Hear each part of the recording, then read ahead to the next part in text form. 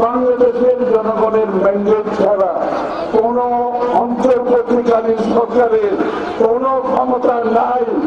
বাংলাদেশের মানুষের ম্যান্ডেট ছাড়া কোন সংস্কার করার ম্যান্ডেট তাদের নাই। বাংলাদেশ আজকে যেখানে দাঁড়িয়ে আছে সবগুলো সংস্কার বিএনপির করা সংস্কারের মাধ্যমে। বিএনপি গত 16 বছর আন্দোলন সংগ্রাম করে 60 লক্ষ নেতা কর্মী আজকে মিথ্যা মামলার সামনে দাঁড়িয়ে আছে।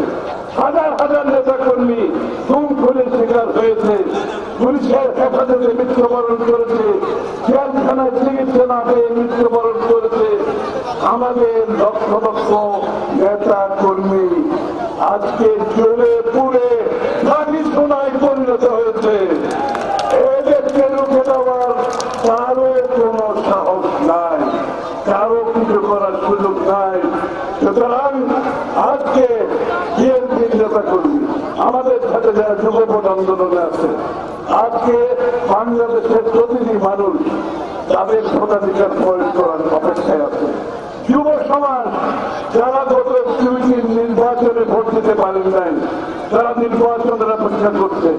বাংলাদেশের যে কোনো পরিবর্তন আগামী দিনে ক্যামেরায় ওয়াও, স্টাইল দেখাও, Xenon X21 পারলে ঠেকাও।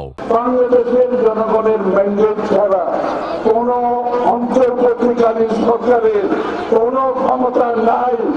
বাংলাদেশের মানুষের ম্যান্ডেট ছাড়া কোন সংস্কার করার ম্যান্ডেট তাদের নাই।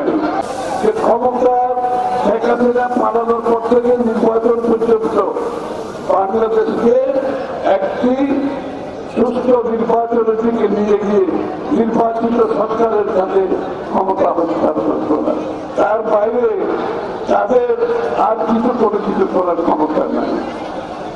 তো যারা এসব বলছে আসলে এর কোনোটাই উদ্দেশ্য না।